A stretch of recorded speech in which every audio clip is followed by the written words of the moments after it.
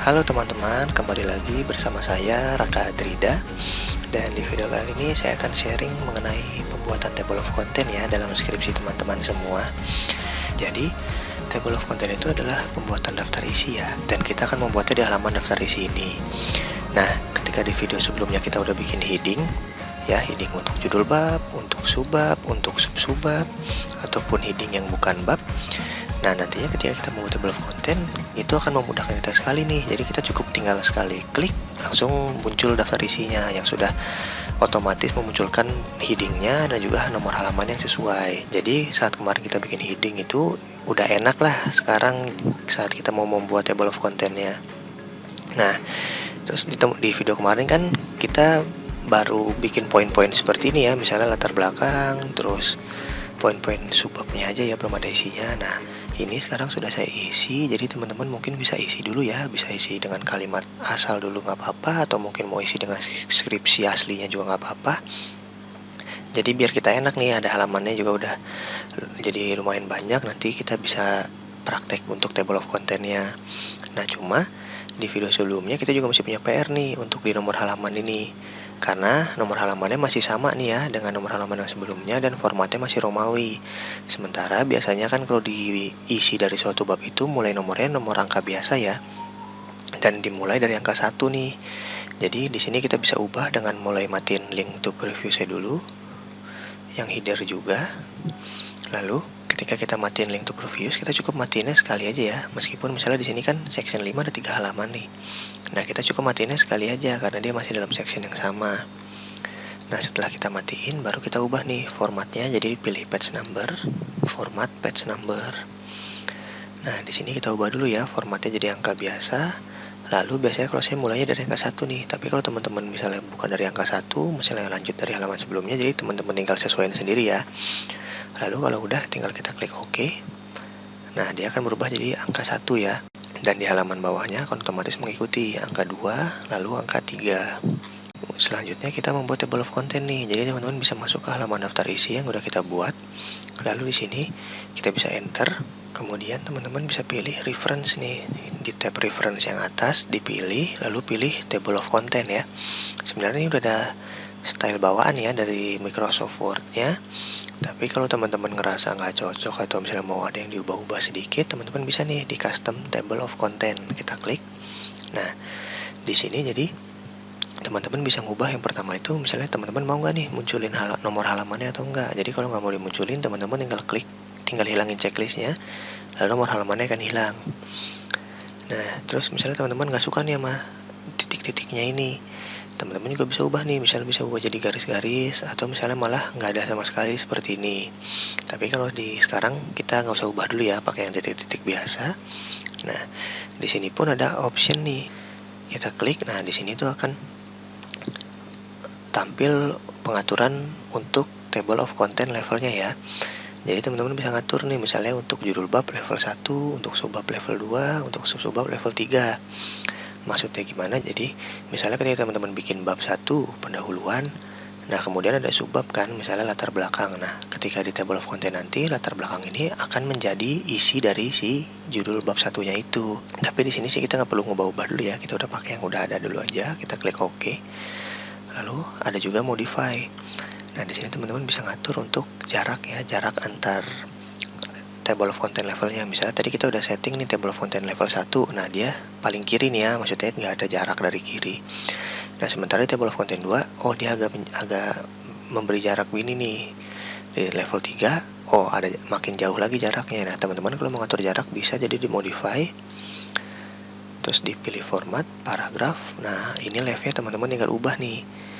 Kalau misalnya makin jauh, teman-teman gedein angkanya, misalnya jadi 0,6. Tapi kalau makin dekat dari kiri, teman-teman kurangin jadi angka 2 atau 1, misalnya seperti itu. Nah, kalau untuk sekarang nggak perlu kita ubah-ubah. Kita klik aja yang udah ada. Lalu di sini kita close. Nah, di sini bisa kita klik OK nih. Ya, kita klik OK. Nah, langsung tuh yang tadi saya bilang, dengan sekali klik langsung muncul daftar isinya. Dari halaman pertama sampai yang tadi kita udah bikin ya, sampai batasan masalah.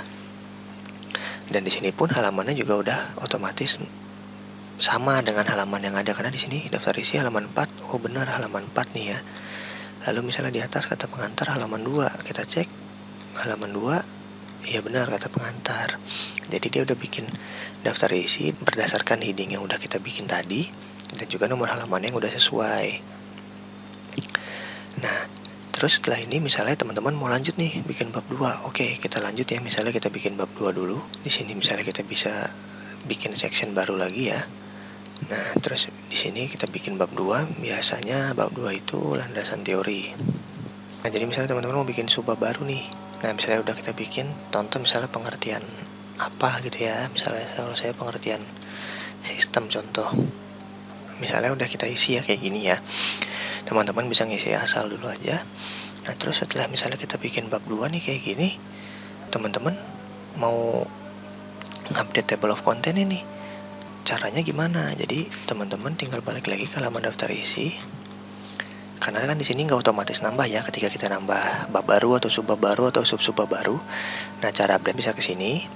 Arahin aja kursor di sini, diklik, terus klik kanan, update field, lalu pilih update entire table. Ya kan, karena di sini ada dua nih. Yang pertama cuma update nomor halaman aja. Jadi misalnya kalau teman-teman nambahin bab baru, dia nggak akan muncul bab barunya. Jadi dia cuma menyesuaikan nomor halamannya aja. Sementara kalau enter table dia semuanya nih. Jadi ketika ada bab baru, subbab baru, teman-teman langsung otomatis update di sini. Jadi kita klik OK.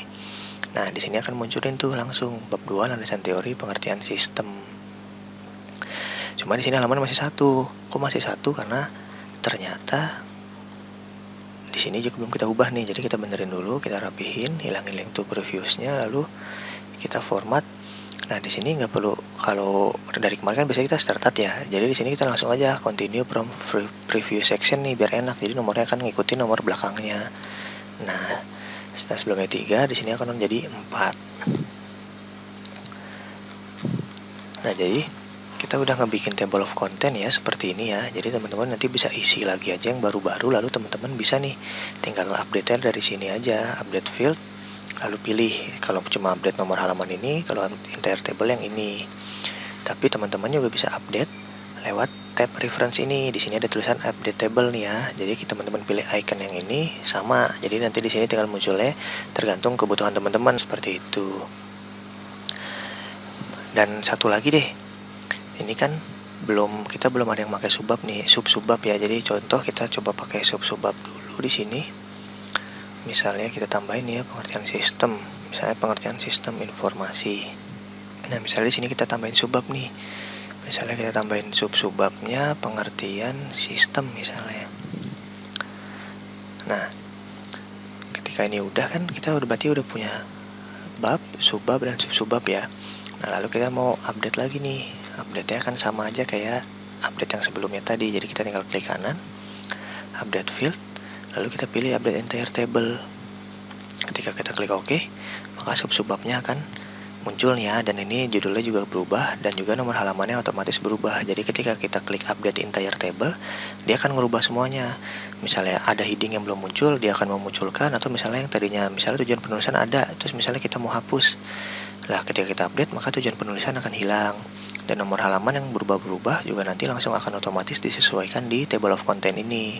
Seperti itu teman-teman. Jadi misalnya ketika teman-teman mau update table of content, memang cara paling aman adalah pilihnya langsung aja yang entire table, jangan yang page number only. Karena ketika entire table pasti nomor halaman juga akan langsung otomatis diupdate. Jadi kita sudah berhasil ya ngebuat table of content untuk daftar isi seperti ini. Teman-teman juga bisa langsung praktekin. Jadi gampang lah sekarang bikin daftar isi ya, nggak perlu lah ketik titik lagi kayak mungkin sebelumnya teman-teman lakuin. Jadi tinggal satu klik, semua akan otomatis muncul di table of content ini. Dan di video selanjutnya saya akan sharing mengenai pembuatan caption ya. Misalkan di deskripsi ada gambar, ada table.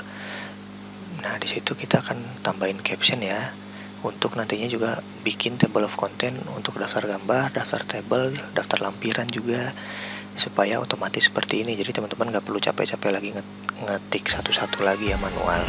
Jika teman-teman masih ada yang ingin ditanyakan, langsung tanyakan aja di kolom komentar, ataupun misalnya ada request nih oh mau jelasin yang ini dong, saya skripsi pakai A, saya skripsi pakai B, itu bisa banget ditanyain di sana. Dan kalau memungkinkan juga bisa saya bikin videonya ya nantinya untuk teman-teman semua. Dan jangan lupa untuk di like, share, dan subscribe-nya ya teman-teman, karena masih banyak hal menarik lainnya yang akan muncul di channel ini. So terima kasih dan sampai jumpa di video selanjutnya.